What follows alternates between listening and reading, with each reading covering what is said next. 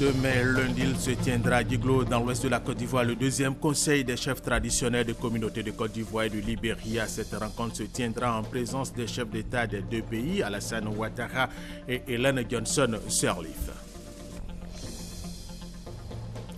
La basilique Notre-Dame de la Paix de Yamoussoukro attire beaucoup de monde, religieux, touristes et autres curieux s'y rendent régulièrement. En 2015, plus de 170 000 personnes ont visité ce lieu saint. Les attaques terroristes contre un hôtel et un restaurant à Ouagadougou au Burkina Faso ont fait 29 morts, dont de nombreux étrangers. Le gouvernement burkinabé a décrété 3 jours de deuil national pour le président burkinabé Roch-Marc Christian Kaboré. Son pays ne va pas plier face à la barbarie. Le magazine de ce dimanche a pour thème comment exploiter au mieux les capacités du cerveau pour réussir ses études en ce qui concerne les élèves et étudiants, sa vie professionnelle pour les travailleurs, bref, son existence pour tout être humain. Pour en parler, nous allons recevoir M. Jean-Marie Bédi Douka, spécialiste en programmation neuro-linguistique. Monsieur Douga, merci d'avoir accepté notre invitation et à tout à l'heure pour les échanges. Mesdames et messieurs, bienvenue dans cette édition qui sera donc suivie d'un magazine. Demain, lundi, il se tiendra à Djiglo, dans l'ouest de la Côte d'Ivoire, le deuxième conseil des chefs traditionnels et de communautés de Côte d'Ivoire et du Libéria. Cette rencontre visant à consolider la paix dans la zone frontalière ivaro-libérienne se tiendra en présence des chefs d'État des deux pays. Mais avant, faisons le point de la coopération entre la Côte d'Ivoire et le Libéria. Et c'est avec Abiba Dambélé Saoué. Les relations diplomatiques entre la Côte d'Ivoire et le Libéria, deux pays liés par l'histoire et leur peuple, ont été formalisées le 31 juillet 1961. Relations renforcées dans le cadre de la Grande Commission mixte de coopération ivoiro-libérienne, instituée le 24 août 1972 à Monrovia. Deux pays qui ont traversé des zones de turbulence, mais toujours en affichant la solidarité fraternelle et historique qui les lie. De 1990 à 1996, l'Ouest ivoirien accueille des milliers de réfugiés libériens fuyant la guerre civile dans leur pays. Lors de la crise post-électorale survenue en Côte d'Ivoire de décembre 2010 à avril 2011, 200 000 Ivoiriens ont trouvé refuge au Libéria. Leur nombre est estimé à 38 000 à ce jour. La stabilité désormais retrouvée dans ces deux pays, l'heure est à la relance des relations bilatérales. Les présidents Alassane Ouattara et Ellen Johnson Sirleaf mettent un point d'honneur au rétablissement de la sécurité à la frontière ivoiro-libérienne. Voilà qui justifie la mise en place d'un cadre quadripartite réunissant les deux gouvernements et les forces des Nations Unies en présence dans les deux pays. Ce afin de lutter contre la criminalité transfrontalière et les velléités de déstabilisation. Cette coopération sécuritaire a permis l'extradition d'ex-combattants ivoiriens réfugiés au Libéria et l'organisation de manœuvres militaires et sécuritaires communes le long de la zone frontalière. Toutes ces actions ont fortement contribué à réduire la menace sécuritaire qui planait sur l'Ouest ivoirien depuis la fin de la crise post-électorale. Pour consolider cette collaboration, les deux parties misent désormais sur l'échange d'informations et de renseignements entre leurs forces de sécurité. Autre point important, confortant cette normalisation des relations ivoiro-libériennes, le retour progressif des Ivoiriens réfugiés au Libéria. Grâce à l'assistance du HCR, le Haut Commissariat aux réfugiés, plus de 240 000 Ivoiriens sont rentrés depuis 2012 et sur les 38 000 restants, 11 000 souhaitent regagner la Côte d'Ivoire. Si la coopération sécuritaire et humanitaire s'améliore, tout reste à refaire au plan économique. Entre 2011 et 2014, les échanges globaux sur l'axe Abidjan-Monrovia ont drastiquement baissé, passant d'environ 104 milliards de francs CFA à 46 milliards. Le marché libérien ne représente que 0,4% des échanges globaux de la Côte d'Ivoire. C'est pourquoi les présidents Alassane Ouattara et Ellen Johnson Sirleaf envisagent de réactiver la Grande Commission mixte ivoiro-libérienne. La 6e session devrait se tenir à Abidjan durant le premier semestre 2016. sûr que les deux parties en profiteront pour remettre au goût du jour la quinzaine d'accords qui les lient et explorer de nouvelles pistes de coopération, mais également pour relancer la mise en œuvre d'importants projets d'intégration portant sur la réalisation d'infrastructures. Il s'agit notamment du projet d'interconnexion électrique et la construction d'une route bitumée entre les villes frontalières de Toulepleu en Côte d'Ivoire et de Zouédrou au Libéria. Autre information, les services des bureaux des postes de la Côte d'Ivoire seront renforcés afin de rendre l'activité postale plus dynamique. L'annonce a été faite par le ministre de l'économie numérique et de la Poste. C'était au cours d'une rencontre entre Bruno Koné et ses collaborateurs du secteur public et du privé. Témoin pour RTI 1, Moussa Konaté. Le secteur du numérique en pleine croissance en Côte d'Ivoire. 622 km de fibres optiques réalisées, défiscalisation des équipements informatiques, l'amélioration de l'accès à Internet, le e-commerce et le transfert d'argent. Des actions qui positionnent bien la Côte d'Ivoire dans le paysage international en termes de développement des technologies de l'information et de la communication TIC. Des acquis dans le domaine numérique.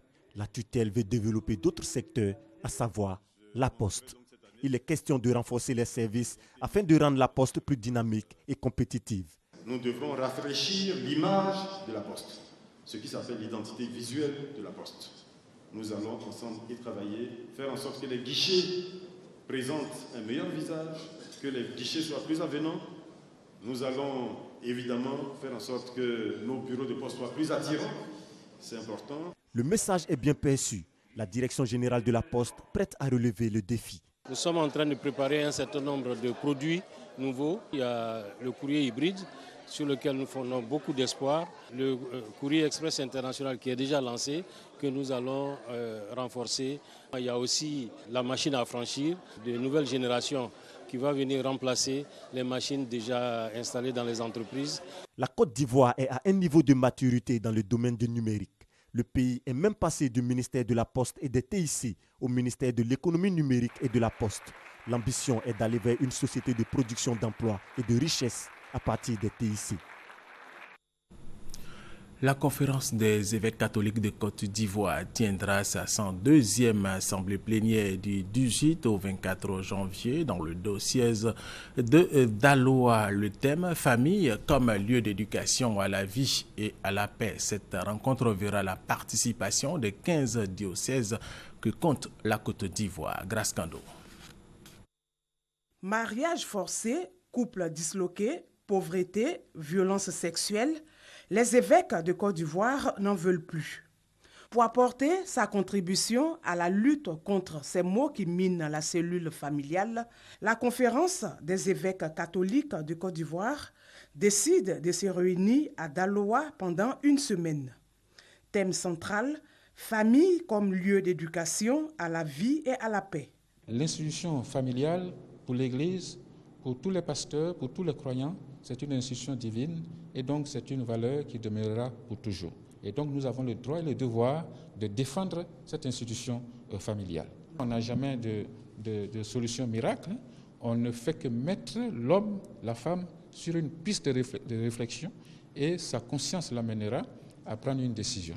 Cette rencontre, la 102e du genre, sera aussi l'occasion de traiter des questions pastorales, théologiques et sociales. Le nonce apostolique qui est le représentant du Saint-Siège en Côte d'Ivoire rencontrera, comme à l'accoutumée, tous les évêques de Côte d'Ivoire qui seront présents à cette assemblée.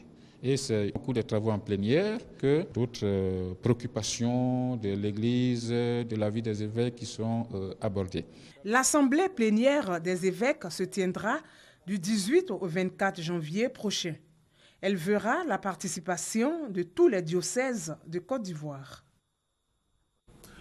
Deuxième grand titre de cette édition et nous allons parler de la basilique Notre-Dame de la Paix de Yamoussoukro qui attire beaucoup de monde. Religieux, touristes et autres curieux s'y rendent régulièrement. En 2015, plus de 170 000 personnes ont visité ce lieu. Ça nous dit Eugène Atoubé. La basilique Notre-Dame de la Paix de Yamoussoukro, dans toute sa majesté, sa splendeur, reçoit ses visiteurs. Nous sommes samedi matin. Le pic des moments de visite des populations en ce haut lieu de spiritualité, fierté de la Côte d'Ivoire et patrimoine du Saint-Siège. La basilique est un sanctuaire parce qu'elle est visitée par les religieux qui viennent pour des motifs de piété, mais c'est également un site touristique parce que nous recevons des visiteurs de tout horizon et de toute religion. Donc la basilique a les deux statuts, sanctuaire et site touristique. Chaque jour de la semaine, la basilique Notre-Dame de la Paix reste ouverte au public. C'est surtout le week-end, samedi et dimanche, que les visiteurs sont plus nombreux. Une centaine de personnes par jour en moyenne, selon les responsables en charge de la gestion du site. Parmi eux, des enfants, des femmes et des hommes venus découvrir la beauté du lieu et l'immensité de l'ouvrage pour s'en faire un souvenir inoubliable et pour beaucoup d'autres, rendre hommage au génie de son bâtisseur. C'est la manière que l'Éternel a aidé notre président Houphouët-Boigny de construire cette basilique. C'est ça qui me pousse à venir ici.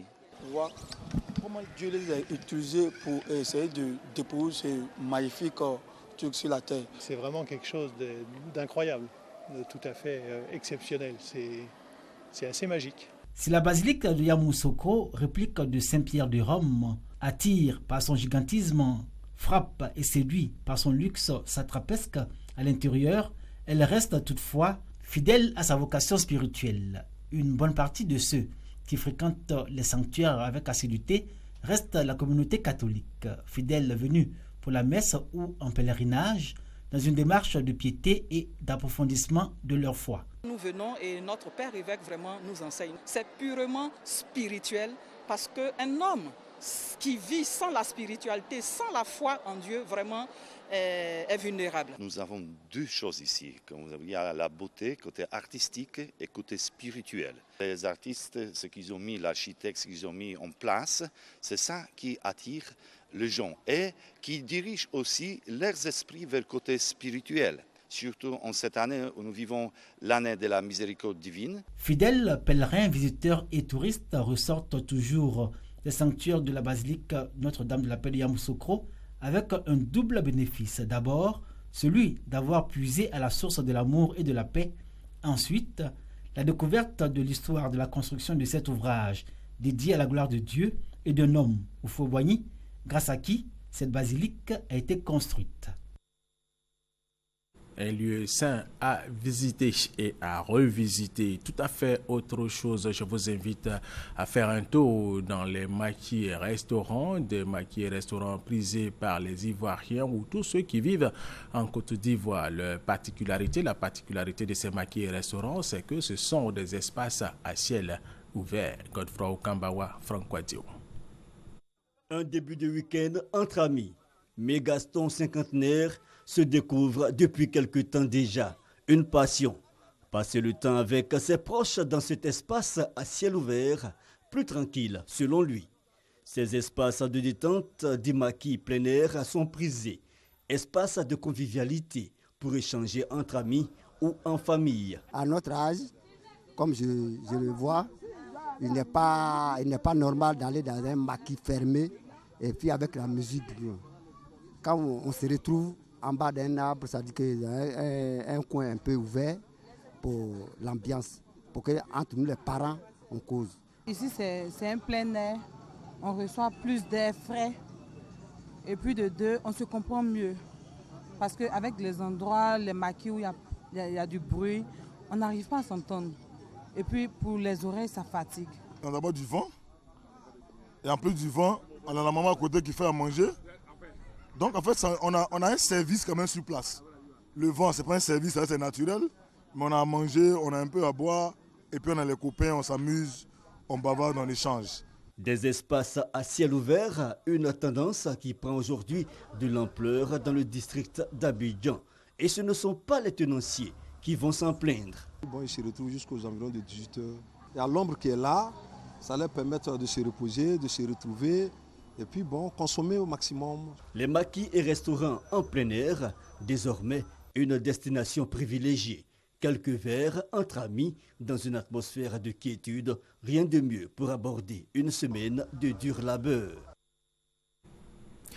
Rendons-nous maintenant à San Pedro. Les populations de la deuxième ville portuaire de la Côte d'Ivoire sont chaque dimanche à la plage pour passer de bons moments après une semaine de travail bien remplie. Kone Pargasoro s'est rendu un dimanche à San Pedro. Voici son reportage. La voie qui mène aux différents hôtels de San Pedro est en pleine effervescence ce deuxième dimanche du mois de janvier. Un dimanche très important pour certaines personnes. Il faut donc le célébrer en se rendant à la plage. Quand c'est le deuxième dimanche de l'année, tout le monde vient se détendre. C'est comme une fête. Si pour certains, ce dimanche est un jour exceptionnel, pour d'autres, c'est l'occasion de se récréer après une semaine de travail bien remplie. Dimanche, comme tout à fait, on va à l'église. Après le culte, on vient se divertir à la plage. Quand je viens à la plage, j'arrive à plus réfléchir, me divertir, oublier un peu les soucis. Il y a bien la joie, il y a la musique partout. Bon, quand tu es à l'aise. Rendons-nous sur l'une des plages. À l'entrée, de nombreuses motos stationnées. Une fois à l'intérieur, l'on est accueilli par un groupe de jeunes chanteurs.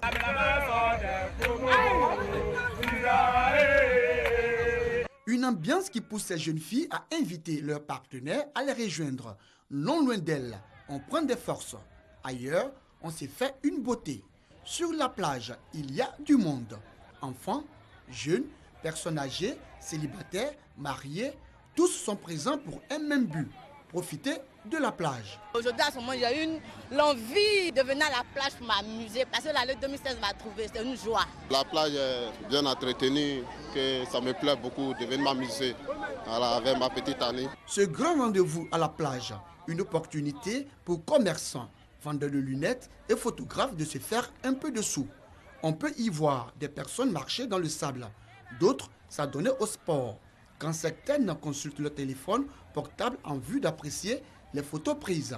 Plus loin, c'est la baignade. Et quand certains s'éloignent, ils sont rappelés à l'ordre par les agents de sécurité. La mer, ça monte.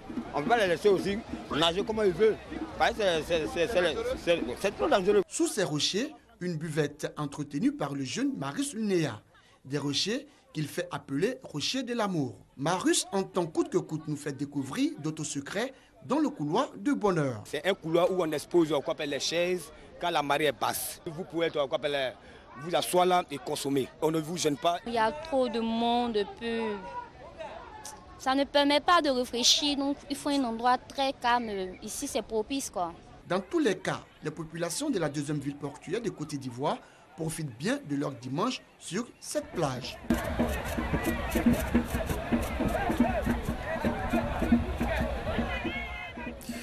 Allez, nous allons rester à San Pedro où le maire de cette localité, Clément Nabo, a une rencontre avec ses populations au centre des échanges, le développement de la ville de San Pedro. Thérèse Tapeyoboué. Place au travail, l'heure n'est plus au discours. Ce sont les premiers mots du maire de San Pedro, Clément Bouékanabo, qui recevait les populations de San Pedro pour leur faire part de ses réalisations futures. Ces réalisations, au dire du maire, vont réduire convenablement le calvaire des usagers et améliorer le visage de la ville. Ainsi, le quartier JB sera doté d'une annexe de la mairie pour se rapprocher des populations. Le raccordement au réseau électrique national des quartiers et de 7 villages de la commune au programme. Autre volet du développement de San Pedro, le bitumage de 8 tronçons dont une double voie menant à l'aéroport. Tous ces projets seront financés par la mairie, l'État de Côte d'Ivoire et les bailleurs de fonds, dont l'Union européenne. Et San Pedro sera doté également de 2 marchés de bornes-fontaines, toute chose qui réjouit les propriétaires terriens de San Pedro. Le maire saisit l'occasion pour demander à la population de continuer d'avoir confiance au chef de l'État, car de bonnes choses arrivent pour la région. La ville de San Pedro, selon le maire, verra bientôt la construction de 3 grands caniveaux pour le drainage des eaux au quartier Bardo. Pour préserver la biodiversité du parc national du Mont-Sangbé, l'Office ivoirien des parcs et réserves a mis en place il y a de cela 1 an le projet Corena, la conservation des ressources naturelles. Après 1 an de mise en œuvre de ce projet, la direction de la zone ouest de l'OIPE fait le point et c'est avec Ben Touré et Christelle Bédan. Le parc national du Mont Sangbé, près de Mans, à l'ouest du fleuve Sassandra, a une superficie de 95 000 hectares. Éléphants, buffles, antilopes, singes vivent au pied de ces 14 sommets longs de plus de 1000 mètres. Une biodiversité foisonnante, un atout touristique que l'Office ivoirien des parcs et réserves veut valoriser et protéger face à la menace du braconnage et du déboisement. Pour 2016, un plan annuel d'activité du parc national du Mont Sangbé a été adopté. Il s'inscrit dans un projet de conservation des ressources naturelles CORENA, financé par le C2D, le contrat de désendettement et de développement, à hauteur de 3 milliards de francs CFA. 2 objectifs majeurs sont recherchés: la relance de la gestion durable du parc national du Mont Sangbé et la participation inclusive de la population riveraine dans la conservation du parc. Après un an de mise en œuvre du projet CORENA, la direction de la zone ouest de l'OIPR note des motifs de satisfaction. Toutes les activités planifiées ont été effectivement mises en œuvre. Le bilan fait ressortir un niveau de réalisation de plus de 70%. Le projet CORENA ne se résume pas qu'au Mont Sangbé, il étend sa couverture sur tous les autres parcs et réserves du pays, y compris les 90 forêts classées ivoiriennes. Enveloppe globale, toujours dans le cadre du C2D, 10,8 milliards de francs CFA. L'association caritative Hell in Love vole au secours des enfants du centre chrétien de réhabilitation des marginaux Remar. De nombreux dons en vivres et en non-vivres ont été offerts au centre par cette association. Thomas Gessambi. Vous avez reçu gratuitement, donné gratuitement. Une parole biblique faite de vie et porteuse d'espoir. C'est le leitmotiv de Healing Love, association caritative d'aide et de restauration, fondée par la mission évangélique d'aide et de restauration des âmes, MEARA. Pour ce début d'année 2016, le centre chrétien de réhabilitation des marginaux Remar est choisi. Au centre bâtisseur Espoir Cisaniama, un don de vivres et de vêtements est fait pour le bien-être des pensionnaires. Nous avons mis cette association en place afin d'aider le maximum de personnes telles que les veuves, les orphelins, les démunis, tous ceux qui en ont besoin. Aujourd'hui, nous avons commencé par le REMA, mais nous ne comptons pas nous arrêter là. Avec l'aide de Dieu, je pense que nous allons vraiment parcourir le plus grand nombre d'orphelinats. Nous prions pour que le Seigneur nous aide dans cette œuvre afin que nous puissions rendre service à toutes ces personnes qui en ont besoin. Au programme également, divertissement avec les enfants, intervention de chantre, un moment de partage jugé fort touchant par le représentant du Remar. Healing Love, dans le domaine de l'humanitaire depuis mars 2015, entend poursuivre pendant longtemps encore son œuvre de charité.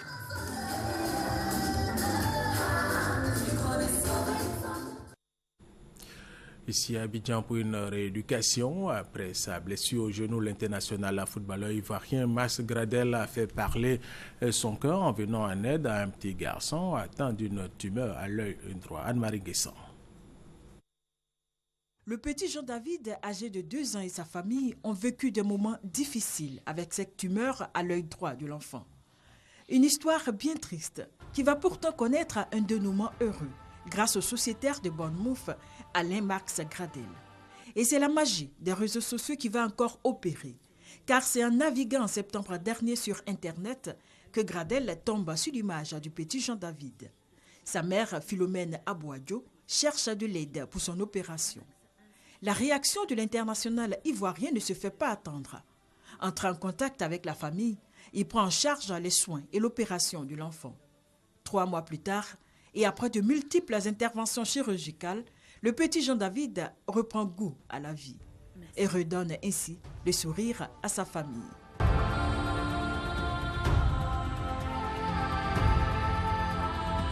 Quant à Max Alain Gradel, il entend continuer sur cette lancée en créant une fondation.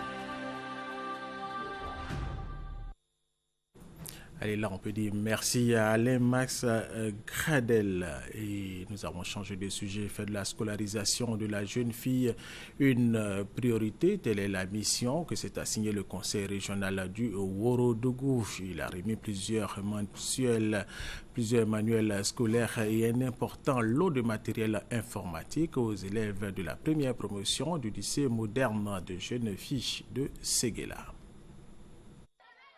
Du matériel informatique, des imprimantes, des onduleurs, des splits et des manuels scolaires d'une valeur de 15 millions de francs CFA offerts à la première promotion du lycée des jeunes filles de Séguéla. Un geste du conseil régional du Ouorodougou qui vise à améliorer les conditions de travail de ses élèves et à encourager les parents d'élèves à scolariser leurs enfants. Les bénéficiaires ont assuré le donateur, le président du conseil régional du Ouorodougou, du bon usage du matériel reçu. L'acte que le conseil régional du Ouorodougou et son vaillant président posent à notre endroit revêt un double sens. Ce geste améliore nos conditions de travail. Ensuite, vous cultivez le goût de l'école et par ce geste, encouragez les parents à scolariser les jeunes filles. Je vous assure, au nom de notre promotion, que nous ferons bon usage de ces dons et sûrement, vous le verrez à travers nos rendements scolaires. Le directeur régional de l'éducation nationale, le proviseur du lycée des jeunes filles et le sous-préfet de Séguéla ont exhorté les bénéficiaires au travail. Outre ce don, le conseil régional du Ouorodougou a offert une ambulance au centre de santé de Duala. Et c'est un commentaire d'Abo Sanogo, l'auteur Alain Taï et l'ONG Conscience Nouvelle ivoirienne dirigée par Oumar Ouattara sont en campagne pour l'éveil des consignes et le changement de comportement des jeunes. Ils ont lancé vendredi dernier au siège de Fraternité Matin la caravane de la lecture John Zigueli pour la reconstruction morale et psychologique de la jeunesse. Serge Kolia. De l'inénarrable John Pololo de Luba. Une lecture animée pour une histoire que l'auteur lui-même met en scène. L'écrivain Alain Taï se met dans la peau de John Zigueli, le personnage principal de sa dernière œuvre littéraire.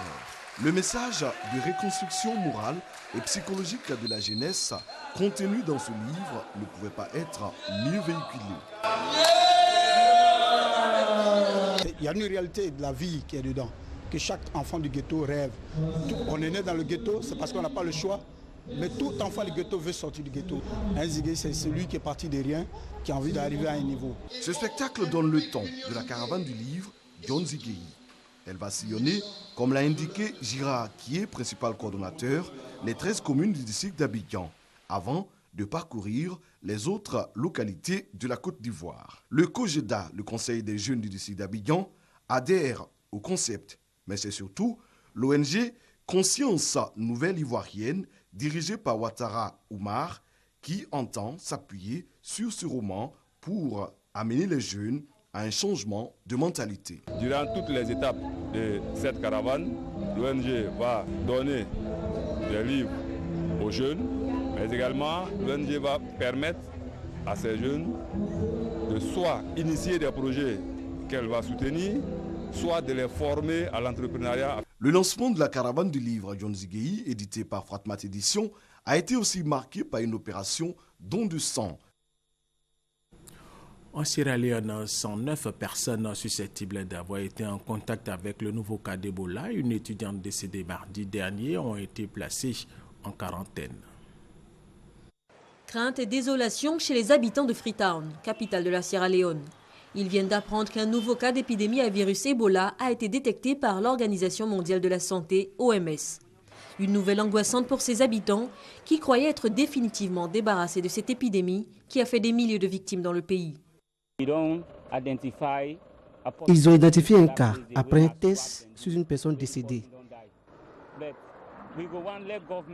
Nous voulons que le gouvernement prenne la situation en charge pour ne pas que la situation devienne incontrôlable.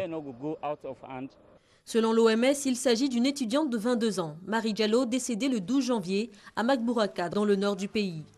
Un premier test réalisé jeudi sur la Défense avait donné un résultat positif. Vendredi, un nouveau test a confirmé la présence du virus.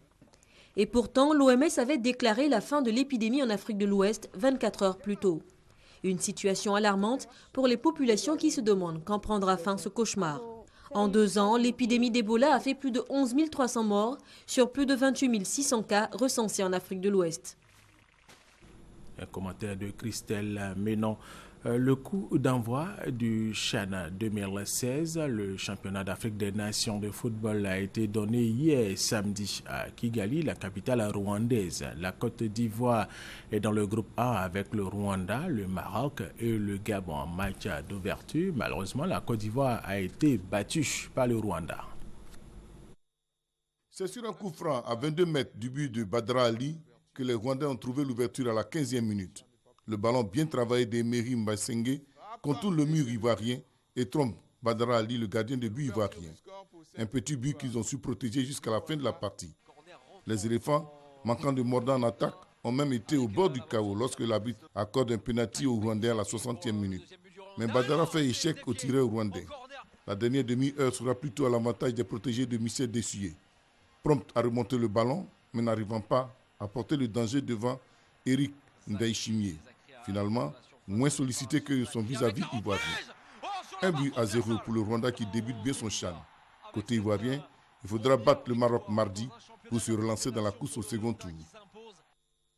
Et un commentaire de Daniel Kwebi. Et quoi l'autre titre de cette édition? Les attaques terroristes contre un hôtel et un restaurant à Ouagadougou, la capitale du Burkina Faso, ont fait 29 morts dont de nombreux étrangers. Le gouvernement burkinabé a décrété 3 jours de deuil national. Et pour le président burkinabé Roch-Marc Christian Kaboré, son pays ne va pas plier face à la barbarie. Christelle Minan. Au moins 26 morts et plus de 50 blessés après l'attaque terroriste du splendide hôtel et du restaurant Le Cappuccino à Ouagadougou. C'est le bilan provisoire annoncé par les autorités burkinabées. Les auteurs de l'attaque, au moins 4 djihadistes, ont été abattus lors d'un assaut lancé par les forces burkinabées avec un appui français et américain. Après plus de 10 heures de combat, environ 150 personnes des 18 nationalités sont libérées. Parmi elles, le nouveau ministre du Travail et de la Fonction publique, Clément Sawadogo. Le président Roch Kaboré appelle le peuple burkinabé au courage et à la vigilance. Aujourd'hui encore, face à ces terroristes et à leurs actes ignobles, nous devons nous mobiliser pour apporter la riposte appropriée afin de les mettre hors d'état de nuire. Ma conviction établie que dans l'unité et la cohésion nationale, nous sortirons victorieux de cette guerre qu'ils imposent à notre peuple ainsi qu'à tous les autres peuples du monde épris de paix et de liberté. L'attaque, inédite dans la capitale burkinabé, est revendiquée par Al-Qaïda au Maghreb islamique, qui l'attribue au groupe Al-Mourabitoun de l'Algérien Mokhtar Belmokhtar. Le nord du pays a déjà été le lieu d'attaques terroristes. Ce même vendredi soir, une attaque a fait 2 morts et 2 blessés, et dans la matinée, un couple d'Australiens avait été enlevé. Le Burkina Faso est membre du G5 Sahel, une union de 5 pays pour une lutte antiterroriste intégrée dans cette zone où les attaques se multiplient. L'emprise terroriste d'AQMI au Sahel se fait croissante, de la Mauritanie au Tchad en passant par le Mali et le Niger. Au Burkina Faso, un deuil national de 72 heures a été décrété.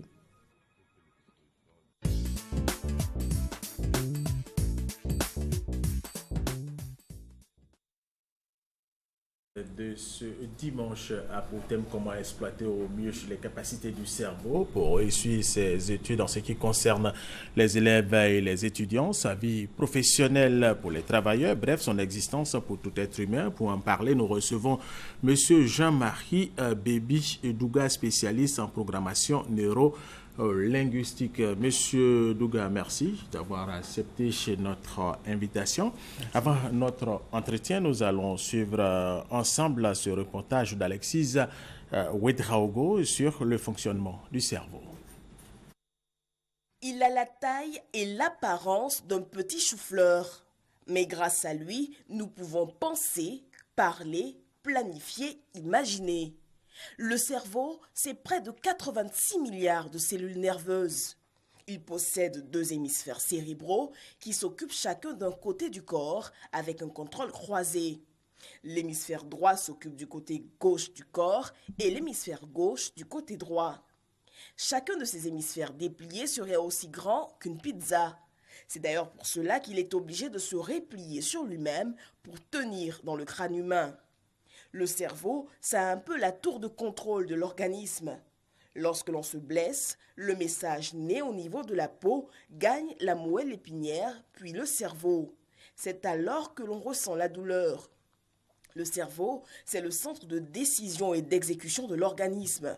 Il peut pousser à des réactions en fonction des expériences déjà vécues. Exemple simple, si l'on se brûle en s'approchant d'une flamme, il y a de fortes chances de ne pas renouveler l'expérience. Mieux, lorsque vous prenez du plaisir, par exemple en mangeant ou en lisant, eh bien c'est le cerveau qui est à l'œuvre. Manger, boire, se reproduire sont des activités essentielles pour la survie de l'espèce. La sélection naturelle a donc associé à ces comportements de fortes sensations de satisfaction pilotées par le cerveau. Et il y parvient grâce à un vaste réseau de câbles disséminés dans tout l'organisme que l'on appelle les nerfs. Pourtant, selon les dernières études, l'homme adulte n'utilise pas plus de 10% de son cerveau.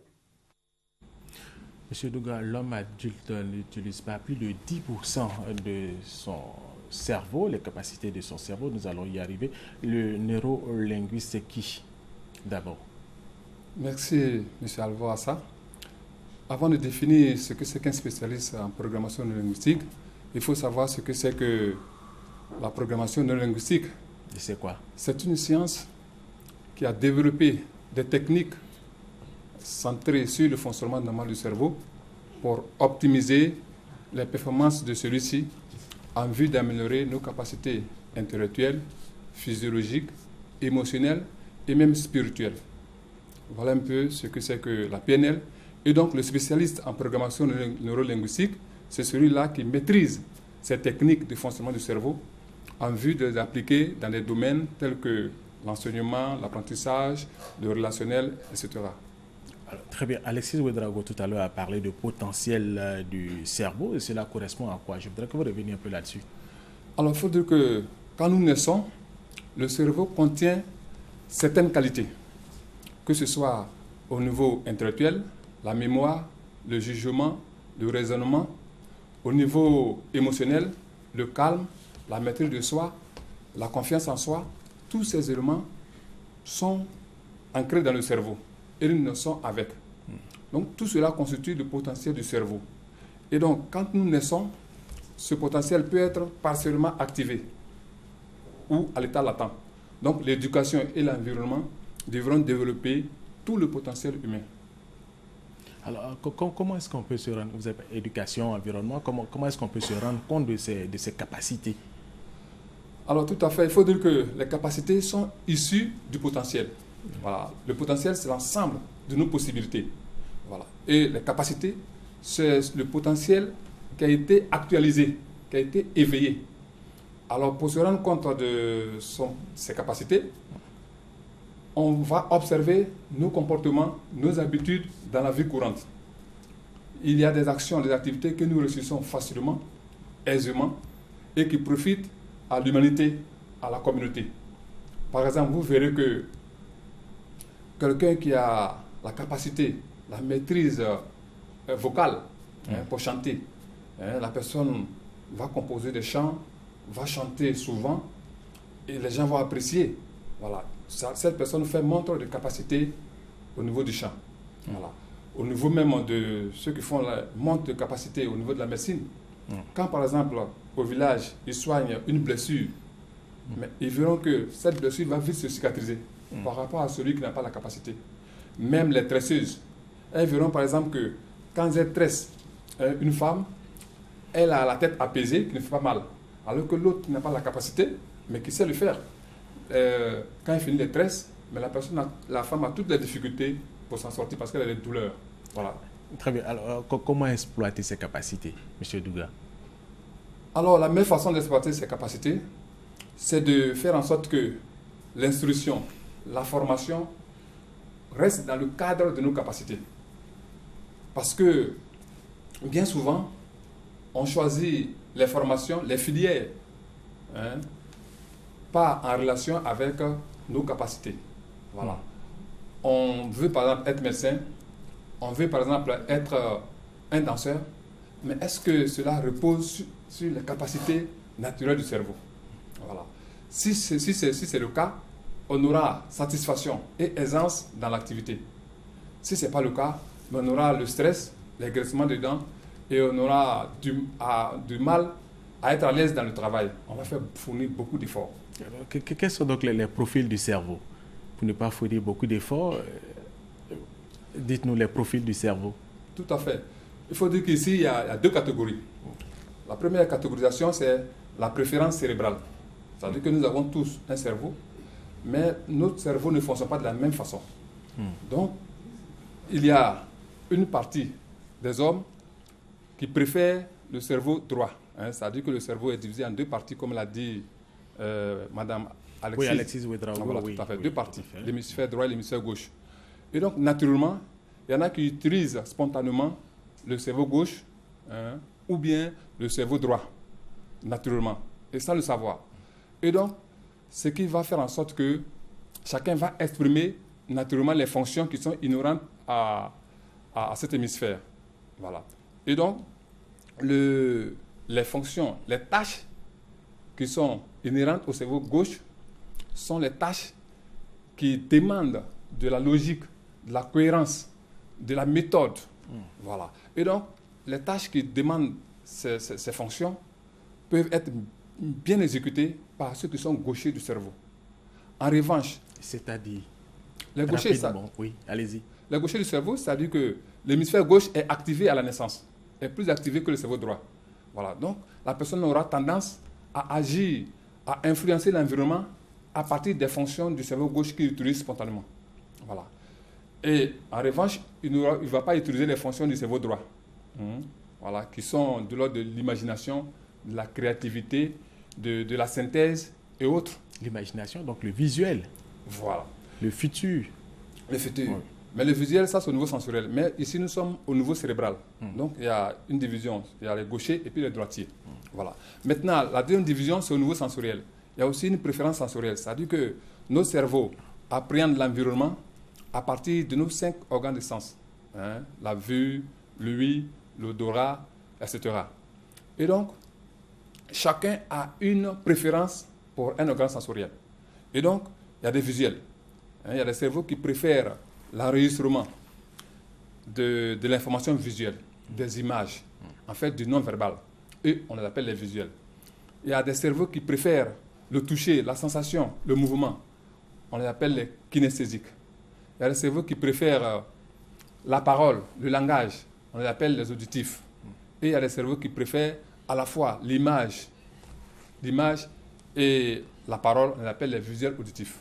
Voilà. Donc, voici les différents profils du cerveau.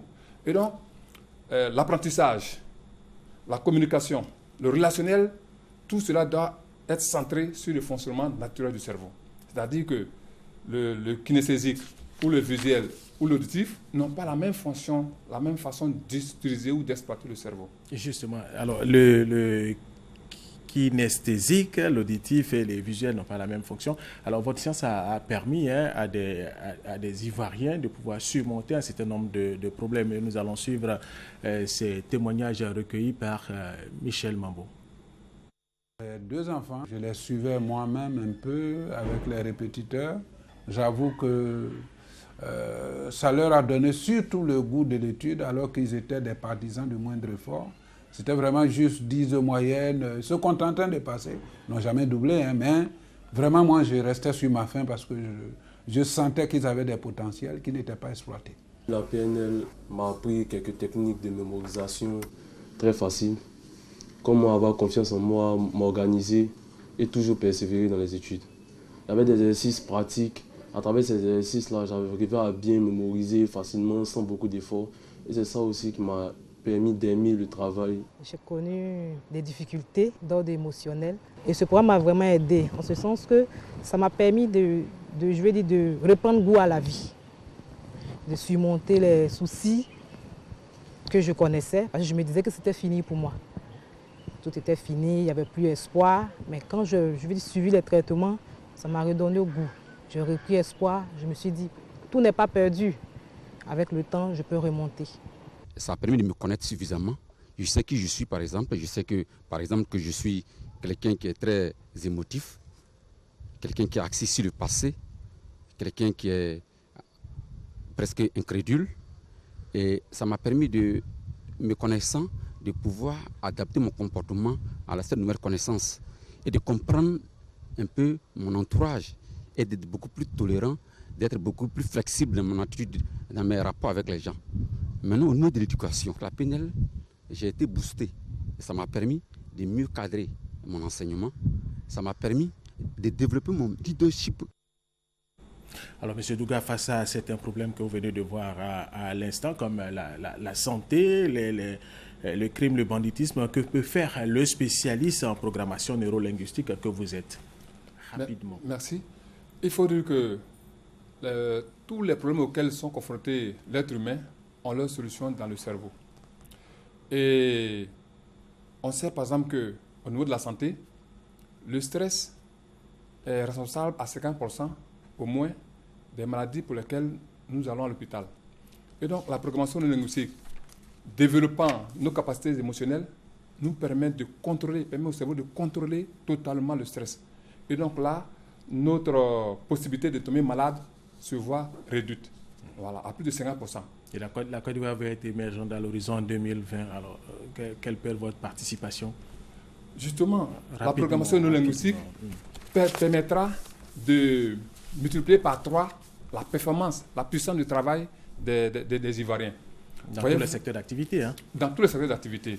Que ce soit au niveau économique, au niveau sportif, au niveau de l'enseignement, la programmation linguistique peut améliorer les résultats scolaires, les multiplier au moins par 3. C'est-à-dire qu'en fin d'année, on ne cherchera plus à savoir le taux d'admis, mais plutôt le taux de ceux qui ont été excellents. Voilà, donc la programmation linguistique peut permettre d'atteindre l'émergence plutôt que 2020. Oui, avant 2020. Merci, Monsieur Jean-Marie Douga, qui est spécialiste en programmation neurolinguistique. Il était notre invité, l'invité du magazine de ce dimanche. Tu prends ainsi fin. Merci d'avoir accepté notre invitation et l'entretien à poursuivre certainement. Alors, merci une fois de plus et c'est la fin de cette édition. Merci de nous avoir suivis. Restez avec nous sur RTI 1.